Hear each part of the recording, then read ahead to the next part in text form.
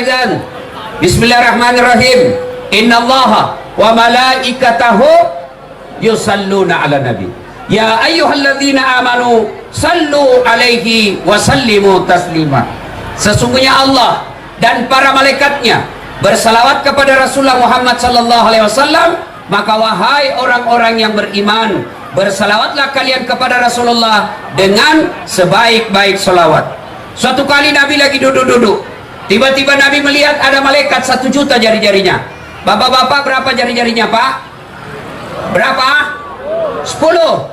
Cacat dong, kan ada kaki. 20. Ini malaikat 1 juta jari-jarinya. Nabi lalu bertanya kepada Jibril, "Ya Jibril, siapa itu?" Jibril menjawab, "Itu malaikat pencatat air ketika hujan."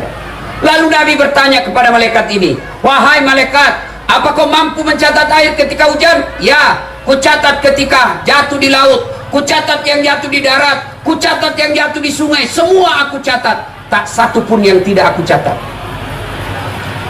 Lalu malaikat ini berkata, "Ya Muhammad, ada satu yang tidak bisa aku catat." "Apa?" "Ketika umatmu berkumpul di satu tempat seperti lapangan seperti ini, lalu mereka bersalawat bareng-bareng kepadamu, saya tidak bisa mencatat betapa banyak pahala yang mereka dapatkan di tempat itu."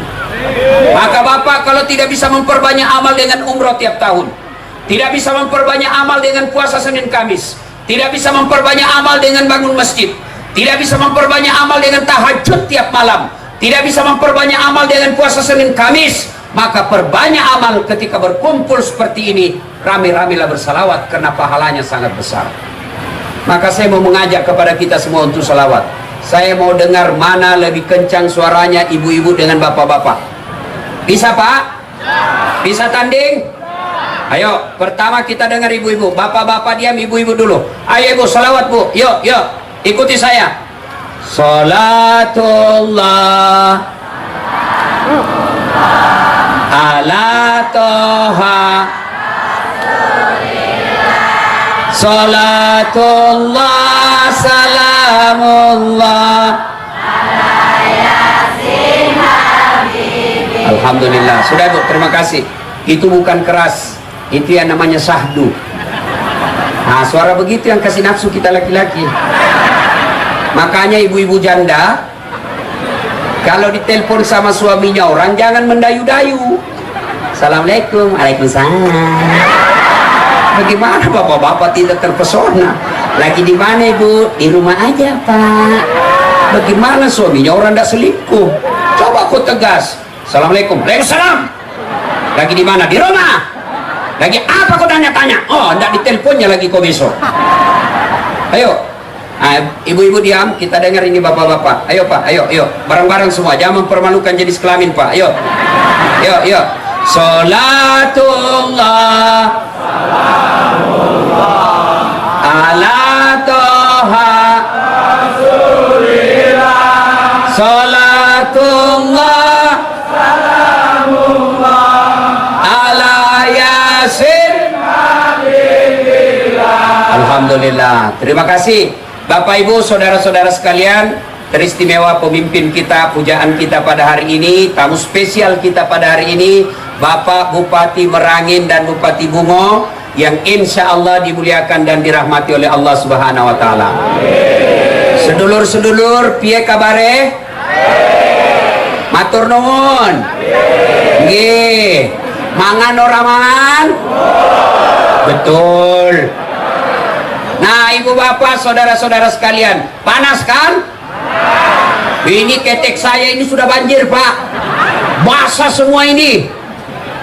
Demi Allah, ada saatnya nanti kita dikumpul seperti tempat ini, dari Adam sampai kiamat, namanya padang mahsyar. Matahari di tempat itu, kata Nabi, seolah-olah panasnya tinggal 1 jengkal.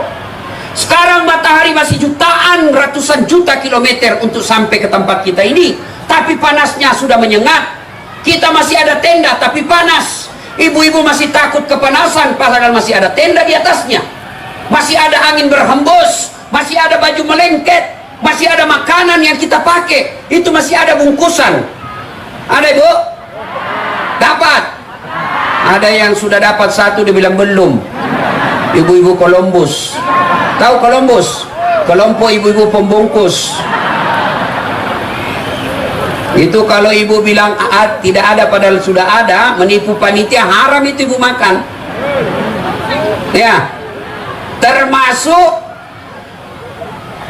mereka yang bisa mati dalam keadaan kafir. Siapa? Mereka yang terima serangan fajar ketika pilkada. Nah, ini sudah dekat pilkada lagi nih. Wane piro. Kau dapat itu mati kafir kau kalau ada duit dalam uang haram dalam perutmu. Ya ketawa, saya serius ini. Termasuk anggota DPR yang terpilih gara-gara nyogok. 5 tahun dia makan gajinya itu dia makan uang haram. Ada begitu di sini. Di Kabupaten Buga dan Mangarangin ada. Kamu salah, kenapa kau pilih dong? Ada anggota DPR di sini? Ada. Yang datang ini orang baik. Betul Pak. Coba kalau mau pilkada, mau pil caleg, biar gak diundang, datang semua Pak. Mana sekarang yang sudah datang waktu itu? Tinggal satu yang hadir. Liatin baik-baik mukanya. Orang baik gitu Pak. Ya.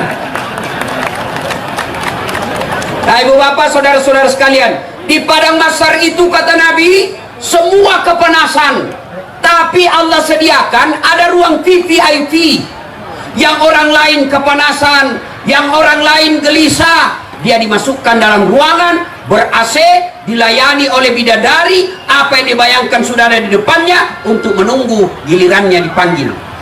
Dan itu nanti di akhirat, dari Adam sampai kiamat berapa triliun manusia, satu loket, dan kita menunggu dijemur.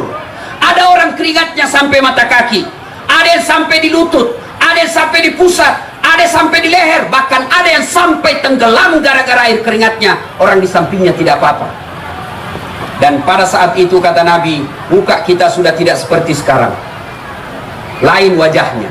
Kata Nabi, ada yang mukanya nanti seperti tikus. Siapa muka tikus? Mereka ketika hidup sifatnya seperti tikus. Apa sifat tikus? Suka ngambil barang-barangnya petani. Kue disimpan baik-baik, ditutup rapat-rapat, dia makan tutupan nasi, dia curi. Itu tikus.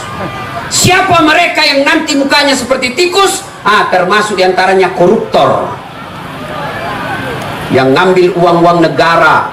Itu nanti mukanya seperti tikus. Termasuk bapak ibu yang bertetangga bertani, ngambil tanahnya tetangga, mukanya tikus. Termasuk ibu-ibu pergi pengantin, ngambil piringnya orang. Itu semua nanti. Lalu kata Nabi lagi, ada lagi yang nanti mukanya seperti ular. Siapa muka ular? Mereka yang suka menjilat-jilat. Ini yang banyak di kantor bupati. Cari-cari muka. Ya Pak, ya Pak. Kenapa banyak pegawai negeri hadir di sini? Mau tahu kenapa? Karena ada 2 bupati yang hadir. Itulah pentingnya jadi pejabat Pak. Itulah pentingnya kita memilih pejabat yang baik. Supaya apa? Anak buahnya ikut baik. Dengar ini para kepala dinas.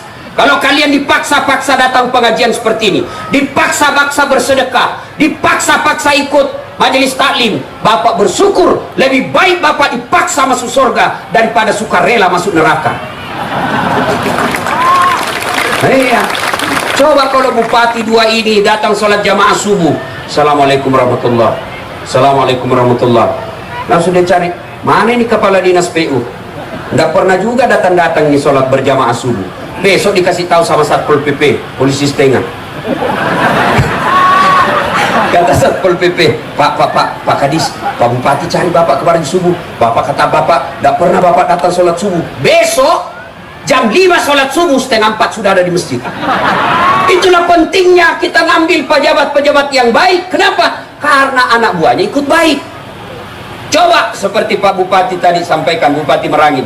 Ustadz, kayak ada punya kunjungan apa yang datang ke desa-desa, ke dusun-dusun, saya bawa semua kepala dinas saya. Ada yang mengeluh pertanian kami, kepala dinas pertanian urus itu, kalau kau tidak urus saya pecat kau. Selesai masalah. Jadi pejabat itu gampang Pak, tinggal nunjuk.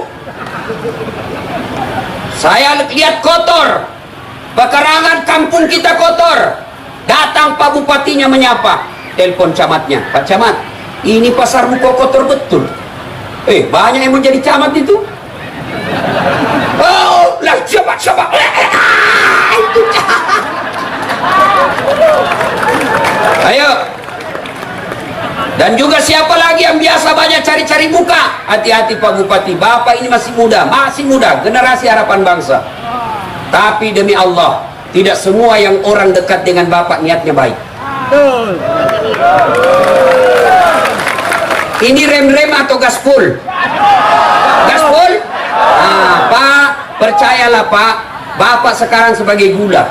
Yang namanya gula pasti semut mengerumun. Begitu Bapak tidak ada jabatan, hilang semua gula, hilang semua semut.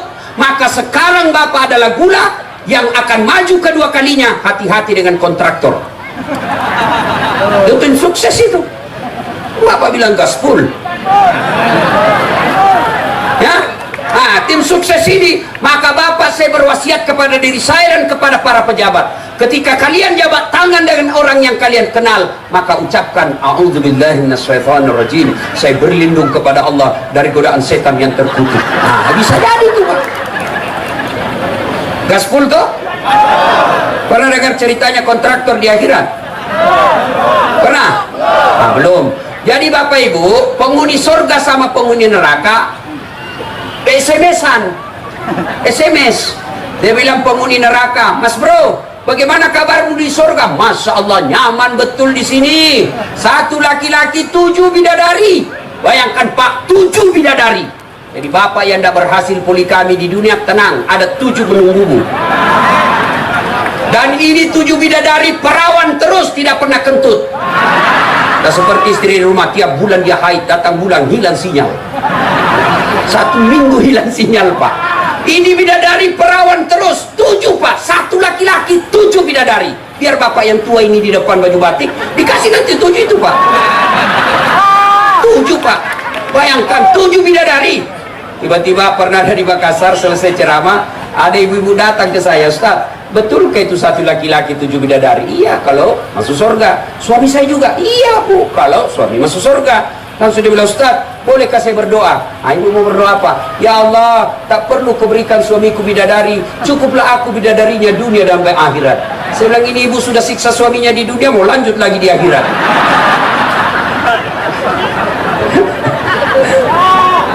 Nah, lalu penghuni surga berkata, "Bagaimana kabarmu di neraka?" "Wah, kadang nyaman, tidak ada nyaman di sini, menderita terus."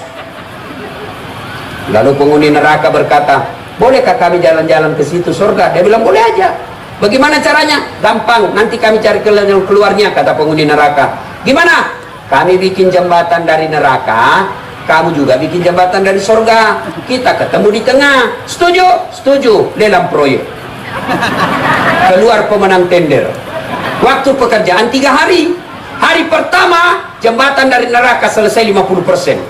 Hari kedua selesai 70%. Hari ketiga tuntas, efektif dan efisien, selesai tepat waktu. Tiba-tiba penghuni neraka lihat dari jembatan dari surga, kok belum mulai proyeknya? Kami sudah sampai di tengah. Dia teriaklah ini dari neraka, "Oi Mas bro, kenapa kau belum mulai jembatan? Kami sudah sampai nih. Kamu belum goyang-goyang proyekmu." Apa kata dari surga? "Bagaimana mau dimulai? Kontraktor, pemborong, pengawas, panitia ada semua di situ."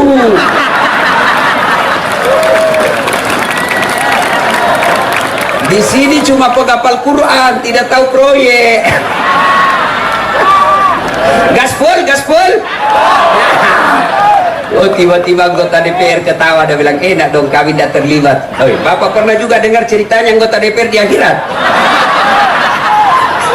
Pernah dengar ceritanya anggota DPR di akhirat? Wah, ini jadi adalah penghafal Quran, alim ulama, masuk ke dalam surga. Dia keliling-keliling. Begitu masuk dalam surga, dia lihatnya ada anggota DPR banyak berkeliaran dalam surga. Dia pergi protes sama penjaga surga. "Wahai malaikat, kok banyak anggota DPR di sini? Negara saya banyak OTT korupsi." Kata malaikat penjaga surga, "Jangan suka ribut, ini cuma reses.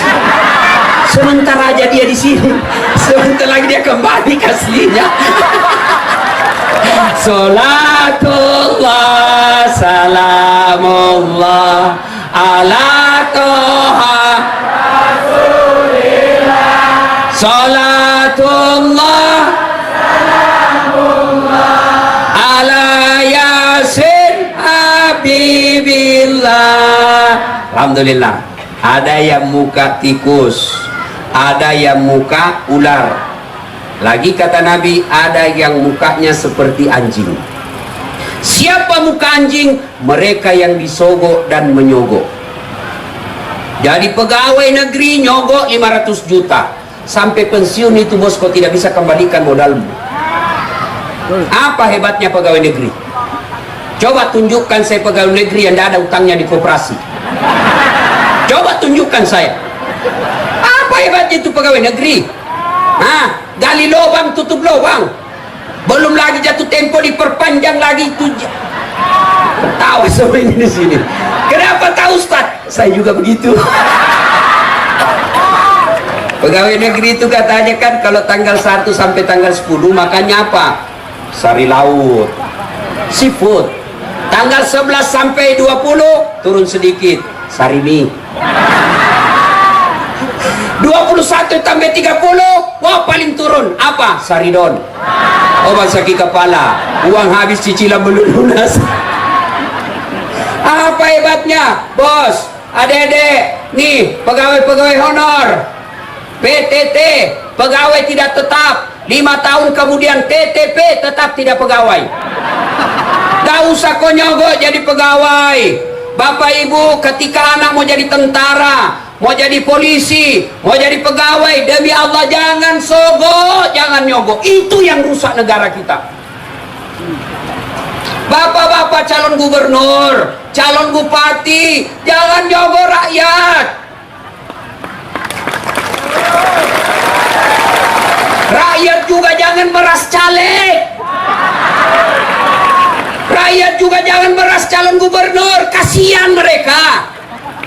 Kalau kalian satu RT mau dibiayai, ya masih bisa masuk akal. Ini satu provinsi, bos. Di mana mau duit kecuali dia korupsi? Jangan. Ayo, jangan nyogok. Bapak gubernur mau jadi gubernur lagi. Bapak bupati mau kedua kalinya itu baik. Tapi jangan nyogok. Gimana caranya? Yuk, bangun sholat tahajud. Minta kepada Allah. Sholat tahajud 40 malam berturut-turut. Karena ada hadis menjelaskan, siapa yang bangun sholat malam 40 malam berturut-turut, Allah malu tidak mengabulkan doanya. Maka bapak-bapak ini, kepala-kepala dinas, mau jadi sekda, tidak usah nyogok. Pak camat mau jadi kepala dinas, tidak usah nyogok. Lebih dengan sholat tahajud.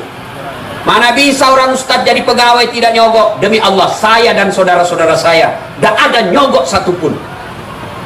Siapa yang saya sogok? Saya bangun sholat tahajud, saya minta kepada Allah, ya Allah, engkau sumber kekuasaan, tidak mustahil di sisimu, tidak ada yang bisa mengalahkan kekuasaanmu. Saya mau jadi pegawai menghadiahkan orang tua saya mau bahagiakan ibu bapak saya, mudahkan jadi pegawai supaya orang tua saya bangga.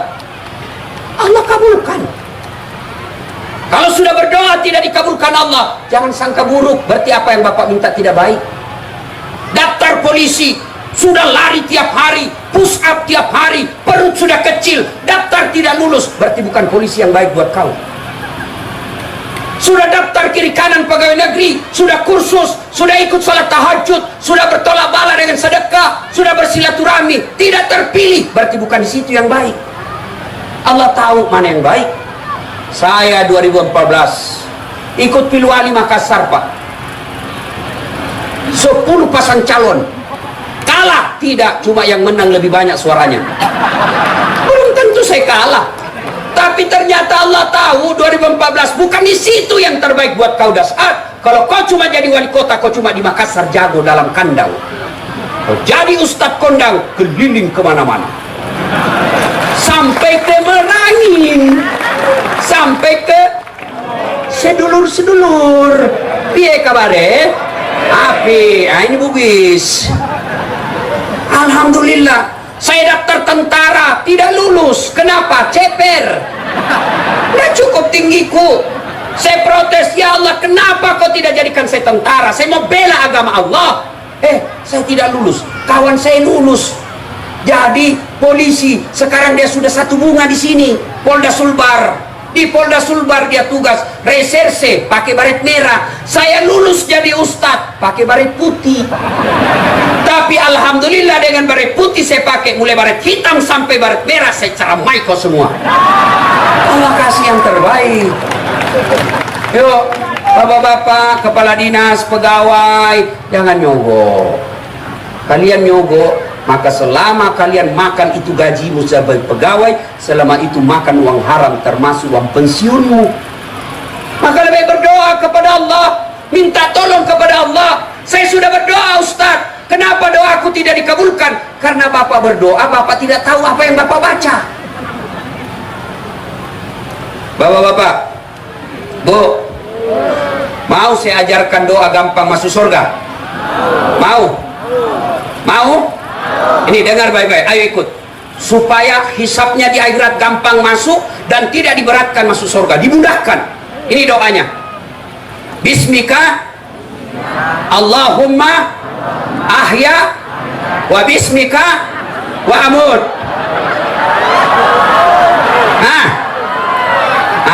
Itu namanya beleng-beleng. Lain di mulut, lain di hati. Kenapa dia tidak dikabulkan doanya? Karena Bapak doanya mau masuk pegawai negeri, tapi Bapak baca doa minta jodoh. Bingung malaikat. Makanya ketika berdoa tidak harus pakai bahasa Arab. Daripada Bapak bahasa Arab tidak tahu ngerti, tidak paham, maka lebih baik Bapak bahasa Bugis, bahasa Jawa, bahasa Sunda, bahasa Indonesia, boleh. Bahkan boleh Bapak berdoa begini, ya Allah, Engkau sudah tahu apa yang ku mau, kabulkan. Selesai. Jadi ketika Bapak Ibu ada masalah, berdoalah kepada Allah. Adakah manusia yang tidak ada masalahnya di sini? Ada. Semua punya masalah. Ini muka-muka penuh masalah ini. Yang paling banyak masalahnya di tempat ini ada dua orang, Bupati Merangin dan Bupati Bungo. Satu mau jadi gubernur, satu mau 2 periode, pasti masalah besar. Iya toh? Maka ketika ada masalah, berdoa. Sudah berdoa tidak dikasih, sangka baik, mintalah kepada Allah Subhanahu wa Ta'ala. Jangan nyogok. Ya, pegawai-pegawai negeri kerja aja dengan baik. Dua sosok beliau yang ada di tengah-tengah kita, saya yakin bisa tahu mana pegawai saya yang cerdas, mana yang layak, mana yang tidak. Bisa ditahu. Nah, banyak lagi macam-macam muka pada saat itu. Dan seluruh barang-barang yang pernah kita ambil ketika itu disuruh pikul sambil menunggu panggilan. Bayangkan Pak, Bapak yang pernah ngambil tanahnya tetangga, bikin pagar, dia serobot setengah meter, yang setengah meter itu nanti Bapak disuruh pikul sambil menunggu giliran. Bapak-bapak pegawai yang pernah ngambil komputer, meja, apalagi kalau rumah pindah kepala dinas, terjadi pergantian bupati, rumah dinas biar horden hilang semua, piring hilang semua, kerjasama dengan kepala bagian umum untuk pengadaan. Ini nanti kalian di Padang Masar disuruh pikul semua barang yang pernah kau ambil. Maka lewatlah pegawai kita, wah pantas hilang gorden, ternyata Bapak yang ambil. Dan pada saat itu kata Nabi, Allah sediakan suatu ruangan yang dimana ruangan itu diberikan keistimewaan. Maka di dalam ruangan itu ada 7 golongan orang yang dilindungi. 7 golongan orang yang dilindungi. Satu di antara 7 yang dilindungi itu kata Nabi, imamun adil, pemimpin yang adil. Kita berdoa mudah-mudahan 2 bupati di tempat ini masuk dalam golongan pemimpin yang adil. Bupati Merangin, Bupati Bungo, mudah-mudahan jadi pemimpin yang adil. Ini penting. Kalau pemimpin adil, insya Allah rakyat akan sejahtera. Saya masih contoh yang namanya pemimpin dalam Islam. Tidak usah nabi lah, terlalu tinggi tingkatannya. Manusia biasa seperti kita, Umar bin Khattab. Itu Umar bin Khattab salah satu manusia yang dijamin oleh Nabi 10 sahabat saya pasti masuk surga tanpa hisab. Satu diantaranya Umar bin Khattab. Kenapa? Umar menjadi pemimpin yang adil. Contoh, Umar lagi kerja di rumah beliau, ngitung-ngitung duit. Tiba-tiba datanglah tamunya. Assalamualaikum ya Amirul Mukminin, gelaran Umar. Kalau Abu Bakar gelarannya Khalifah Rasulullah. Umar dan Utsman gelarnya Amirul Mukminin. Ali bin Abi Thalib gelarnya ya Imam. Imam.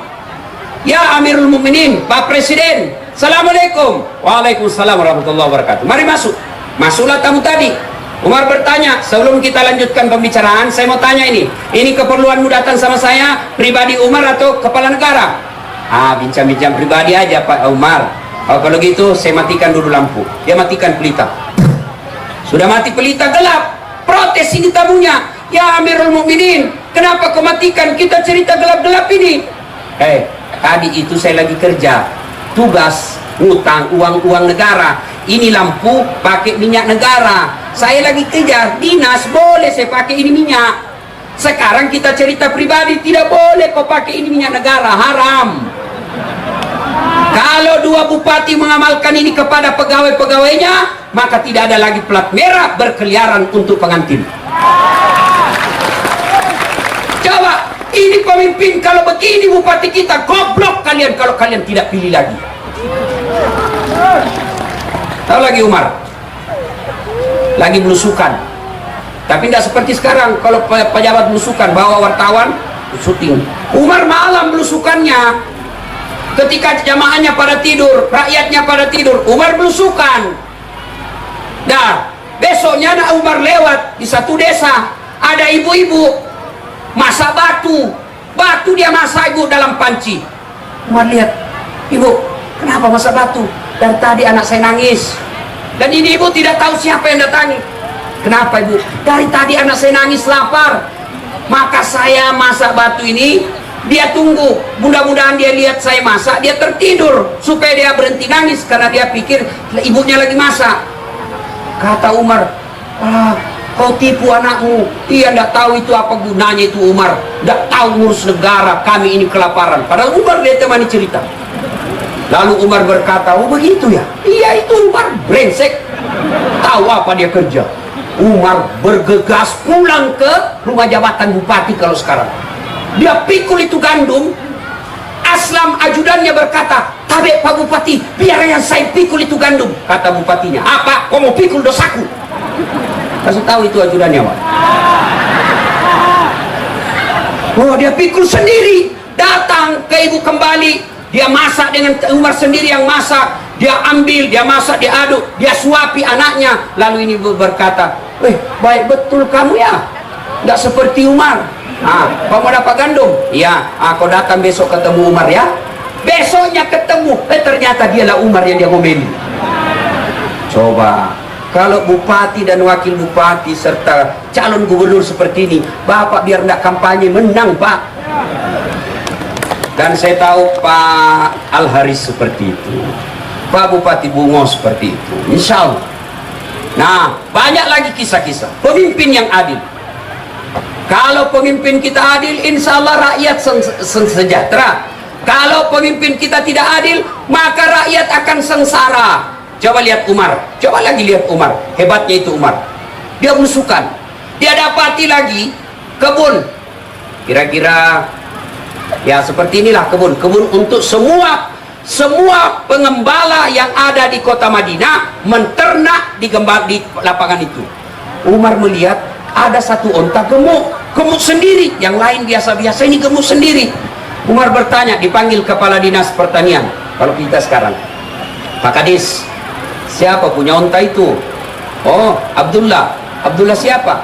Abdullah bin Umar, anakku. Iya, panggil dia, panggil Abdullah, berapa harganya dulu waktu kau beli ini ontamu? Sekian dirham.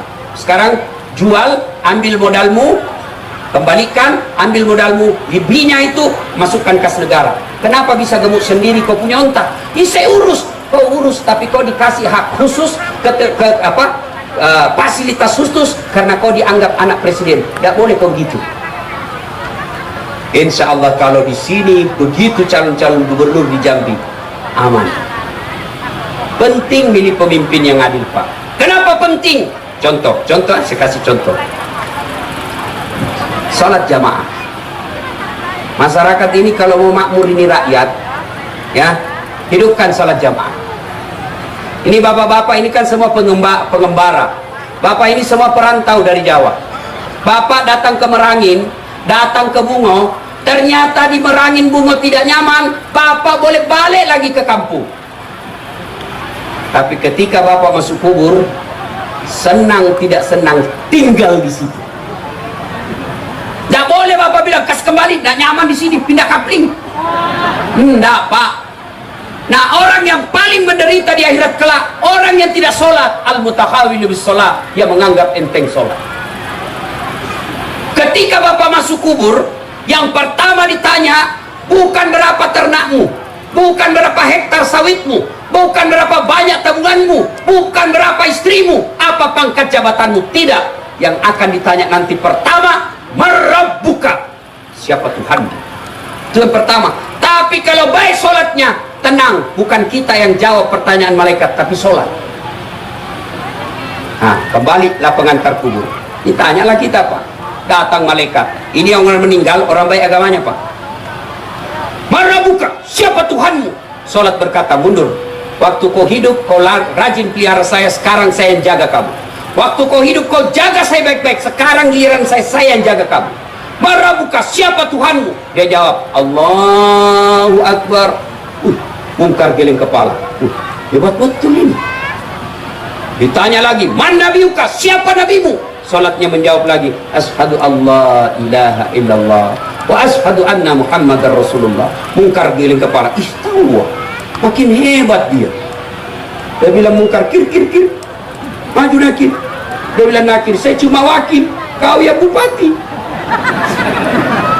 Akhirnya dia kata, ya kalau begitu kita naik melapor ke Rasulullah.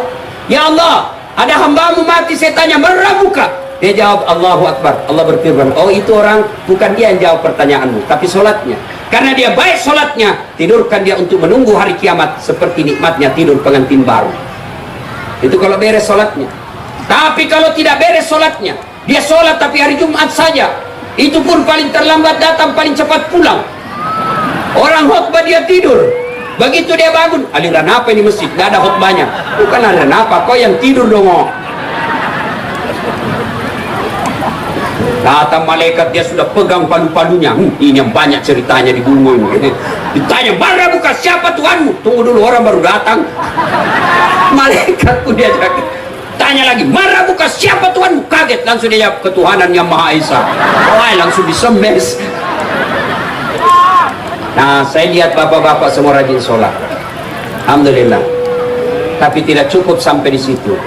Hidupkan sholat jamaah. Inilah pentingnya pemimpin. Sholat jamaah. Jamaah itu rakyat, imam itu pemimpin. Coba lihat, kenapa orang Islam malam berjamaah sekarang malas jamaah? Satu, karena dia tidak tahu pahalanya. Bapak Ibu dengar baik-baik, terutama ini yang sudah muka-muka sakaratil maut. Rajinlah datang ke masjid. Apa keutamaan berjamaah di masjid kata Nabi? Melangkah kaki kanan, satu pahala. Melangkah kaki kiri, gugur dosa kecilmu. Bayangkan, kalau rumah kita 300 meter dari masjid, PP 600 meter, langkah kaki kanan, satu pahala. Langkah kaki kiri, gugur dosa kecilnya. Berapa langkah kaki yang dia dapat? Apalagi kalau dia jalan begini. Mau berapa langkah itu Pak? Dua, orang yang datang berjamaah kata Nabi, kalian kalau datang ke masjid, pagar, tembok, dinding, tegel, semua jadi saksi. Dia akan berkata, ya Allah, jangan masukkan dia neraka, masukkan dia surga, saya saksinya dia datang berjamaah di masjid. Itulah sebabnya ketika kita datang berjamaah di masjid, sholat sunnah tiap 2 rakaat pindah tempat, 2 rakaat pindah lagi. Supaya apa? Tambah banyak saksimu di akhirat kelak. Yang ketiga, keutamaan berjamaah di masjid. Insya Allah kalau bapak ke masjid hujan, gerimis, basah bajunya, atau melengket debu di bajunya, baju itulah nanti akan jadi saksi, akan dilindungi dari sentuhan api neraka. Jadi kalau bapak gerimis ke masjid, tidak usah cemas Pak, basah, dilindungi, itu baju nanti jadi mantel. Tapi jangan juga salah paham. Teman-teman sudah dengar begini, mau ke masjid, dia tunggu hujan keras. Begitu hujan keras, dia buka payungnya jalan. Nah, itu belen-belen namanya itu. Apalagi keutamaan berjamaah di masjid. Di masjid 27 kali lipat. Artinya apa? 1 kali sholat jamaah di masjid, 27 kali sholat di rumah baru sama pahalanya. Coba bayangkan Pak. Apalagi membuat orang malas berjamaah ke masjid? Karena dia tidak lihat pahalanya. Coba kalau dilihat, diumumkan sama Pak Bupati Al-Haris, beliau katakan, siapa yang datang berjamaah di masjid, maka kami kasih pulsa 200.000, beras 50 kilo. Saya yakin jam 5 sholat subuh, setengah 4 sudah penuh masjid. Kenapa? Karena dia lihat pahalanya. Ayo, yang ketiga, yang keempat, yang membuat orang malas berjamaah ke masjid, manajemen masjid tidak bagus. Ada masjid senang mengumumkan saldo kas 80 juta, tempat wuduknya jelek. Saldo kas 100 juta, toiletnya tidak ada airnya. Demi Allah, dengar takmir-takmir masjid, uang kau simpan di masjid, uang jadi saldo, lalu fasilitas masjid tidak baik, demi Allah Bapak akan diseret nanti pertanggungjawabannya di akhirat. Kenapa kau simpan uangnya jamaahmu? Dia tidak jalan amal jariahnya. Belanjakan, jadikan keran, jadikan AC, jadikan kipas, jadikan lampu supaya amalnya orang jalan. Kalau tinggal, tidak jalan amalnya orang. Ini saldo kas 50 juta. Begitu kita buang air besar, ada yang kalau kencing masih bisa diginiin, Pak, selesai. Iya, tapi kalau yang kuning, saya pernah jadi korban. Saya masuklah, saya percaya diri ada airnya. Sudah itu, dari pergi ceramah, Pak. Tiba-tiba mau singgah dulu. Pas singgah, selesai. Waduh, gak ada kerannya. Terpaksa kita keluar begini, Pak. Itu siapa yang tanggung dosanya? Takmir masjid.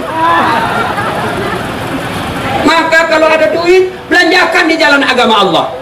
Yang berikutnya lagi, kenapa orang malas ke masjid? Manajemen masjid apa? Ada masjid saya bikin, Pak, di kampung saya cantik. Alhamdulillah, malah sekarang dijadikan wisata religi. Jadi hasil-hasil dakwah saya bikin masjid yang cantik. Penghafal Quran imamnya, penceramahnya belum ceramah saya sudah kasih honornya. Misalnya khutbah Jumat minggu depan, sudah saya kasih minggu ini honornya. Saya kasih lengkap dengan judulnya. Muadzinnya lomba azan, pemenangnya saya gaji tiap bulan rakyatnya pegawai negeri. Saya kasih motor dinas. Karpetnya alhamdulillah empuk, ber-AC, penceramahnya profesional, sound sistemnya baik. Akhirnya apa? Orang datang senang ke masjid, Pak. Tadinya cuma datang lihat-lihat, lama-lama azan berkumandang, dia malu tidak masuk masjid. Akhirnya masuk masjid gara-gara apa? Cantiknya masjid. Coba, bagaimana orang mau ke masjid, Pak? Yang azan orang tua sudah pensiun.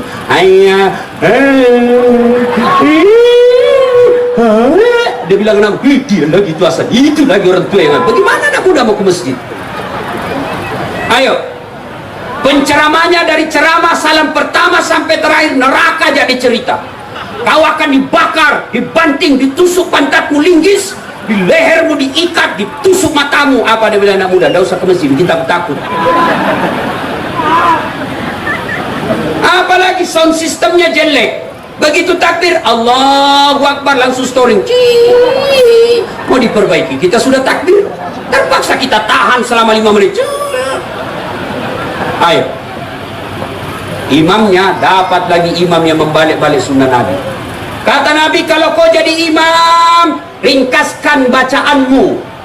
Itulah sebabnya ketika seorang imam angkat takbir, sebelum takbiratul ihram, sunnah melihat ke belakang sambil membaca salat jami rahimakumullah, luruskan dan rapatkan saf. Untuk apa? Melihat pasukan kita. Siapa pasukan? Kalau orang tua banyak, demi Allah ringkaskan. Ini dua pemimpin kita tadi, Pak Bupati Bungo dengan Merangin, aspiratif. Tidak panjang ceramahnya, tidak panjang sambutannya. Kenapa? Karena melihat keadaan. Ini namanya tahu jamaah. Ada kan imam, dia sudah tahu banyak orang tua di belakang, dia baca yang panjang-panjang. Sholat subuh pulang anak muda, salat Jumat, subuh Jumat, dia mimpi malam Jumat masuk neraka. Dia tobatlah subuh-subuh, dia datang ke masjid sholat subuh, pulang saya ketemu, dek, enak sholat di masjid? Apa enak Ustaz? Ampun saya Ustaz. Kenapa? Aliran sesat itu masjid. Kenapa aliran sholat? Sholat subuh 3 rakaat, bukan 3 rakaat, itu namanya sujud tilawah dong. Makanya imam sebelum angkat takbir, jelaskan dulu ke jamaahmu. Ini malam Jumat kita akan membaca surah Sajadah, sunnah membaca Sajadah ini, dan pada ayat ini kita sujud. Itu bukan rakaat sujudnya, tapi itu rasa penghormatan kita yang diperintah Allah untuk sujud, namanya sujud tilawah. Baca, ringkaskan. Kenapa dianjurkan ringkaskan? Karena jamaah kita macam-macam. Ada ibu-ibu barangkali yang tahan kentut. Ada bapak-bapak yang sudah pensiun rematik, nggak bisa lama berdiri. Ada anak muda yang pakai sepatu baru lupa parkir baik-baik. Hilang sudah sepatu saya. Pegangnya mati, hilang sudah sepatu saya. Makanya macam-macam. Ringkaskan. Yang kedua, kenapa yang kedua disanjurkan oleh Nabi? Baca yang umumnya orang hafal. Tujuannya apa? Satu, kalau salah, imam ada yang bisa luruskan. Yang kedua, kalau kita baca yang orang hafal, dia khusyuk mengikuti bacaan kita. Coba kalau imam membaca surah As-Sajdah, agak susah. Kalau imam membaca surah At-Tin, semua bisa ikut. Begitu salah, ada yang bisa luruskan. Tapi begitu imam membaca surah Al-Baqarah ayat 10 sampai 115, mati kita, Pak. Dia khusyuk dengan bacaannya, kita khusyuk dengan hayalan. Kita mau ikut, tidak dihafal. Kita mau sujud, belum selesai, terpaksa kita baca semua pengumuman di dinding masjid. Keadaan keuangan masjid, saldo kas, pengeluaran minggu ini, semua dibaca, Pak. Ternyata belum selesai juga imam membaca bacaannya. Habis satu papan dibaca, belum selesai. Kita baca lagi apa? Kita baca lagi kalender Persatuan Guru Republik Indonesia Cabang Kabupaten Merangin. Belum selesai imam, baca lagi bajunya orang. Al-Haris, calon gubernur Provinsi Jambi. Dia baca semua itu, Pak. Siapa yang salah? Imam. Makanya kata Nabi, ringkaskan. Contoh lagi, perlunya kita membaca umumnya orang hafal. Ini kejadian saya waktu saya masih KKN, belum jadi ustadz waktu itu. Ada teman saya pakai baju takwa, saya bilang pasti anak pondok. Jadi imamlah dia, baca Al-Fatihah aman. Begitu dia baca Al-Kafirun, dalam hati saya cari penyakit ini anak ini. Wala antum abiduna ma a'bud, wala ana abidun ma abadtum, wala antum abiduna ma a'bud, wala ana abidun ma abadtum, wala antum abid, wala ana.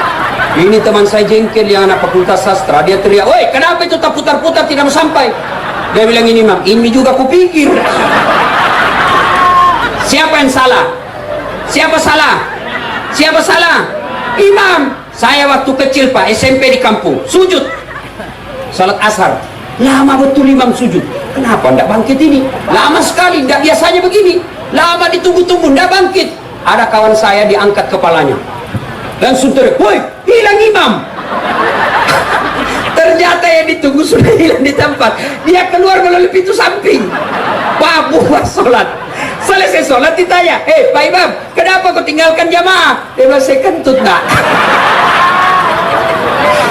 Pak Imam, lain kali kalau kau kentut, angkat kepala jamaah supaya kita lihat kau keluar. Dia masih sengaja, nak, saya malu kau lihat. Siapa yang salah? Siapa salah? Siapa salah? Siapa salah? Imam. Makanya dalam agama, milih imam hati-hati. Jadi makmum siapa saja boleh jadi makmum. Mulai dari orang awam sampai alim boleh jadi makmum. Mulai rakyat jelata sampai pejabat boleh jadi makmum. Mulai orang miskin sampai orang paling kaya boleh jadi makmum. Tapi imam hati-hati. Kenapa? Salah milih imam, saf dan jamaah kacau. 2020 Jambi dan Bungo pilih imam. Hati-hati milih imam. Siapa calon gubernur yang hadir di tempat ini? Ada berapa orang? Berapa? Jelas. Siapa calon Bupati Bungo yang hadir di tempat ini? Siapa? Sudah jelas. Ya, jelas. Sekarang banyak mau jadi pejabat, banyak karena modal uang. Maka ketika dia jadi pejabat bupati, kantor bupati dianggap PT-nya, dianggap perusahaannya, semau-maunya. Saya melihat jejak kehidupan Bapak Bupati Bapak Merangin, memang beliau birokrat. Bupati Bungo, saya dengar-dengar jejak karir beliau memang sudah baik. Alhamdulillah, kita doakan. Tapi ingat, pesan saya terakhir, Boleh berbeda pilihan, tapi jangan berpecah belah. Orang mau jadi gubernur, orang mau jadi bupati, kalian akur. Siapa calonmu? Siapa calonmu? Siapa calonmu? Boleh berbeda pilihan, tapi jangan bertengkar. Jangan menyebarkan hoax. Maaf Pak, kalau tidak senang sama seseorang, tidak usah pilih. Jangan kau cerita kejelekannya. Mana ada orang tidak punya kejelekan? Dengar baik-baik wahai kaum muslimin muslimat. Allah mengajarkan melalui Nabi, jangan kau cerita aibnya orang. Kalau kau cerita aibnya orang, maka Allah akan mengungkap aibmu. Tapi kalau kau sembunyikan aibnya orang, kau rahasiakan keburukannya sesamamu manusia, maka Allah pun akan menutup aibmu di dunia sampai di akhirat. Maka kalau Bapak tidak senang calon bupati, calon gubernur, bukan pilihan Bapak, tidak usah menjelek-jelekkan. Cukup langsung masuk TPS, pilih yang kau mau. Bapak menjelek-jelekkan, Bapak dapat dosa. Apalagi menyebarkan berita bohong, menyebarkan fitnah, hoax, marah tim suksesnya, Bapak dilapor, Bapak masuk penjara, hukuman 4 tahun, orang jadi bupati 10 tahun. Maka ibu bapak saudara-saudara sekalian, sikapi pemilihan ini dengan sebaik-baiknya, insya Allah. Nah, banyak yang ingin kita sampaikan, tapi waktu jualah yang membatasi kita.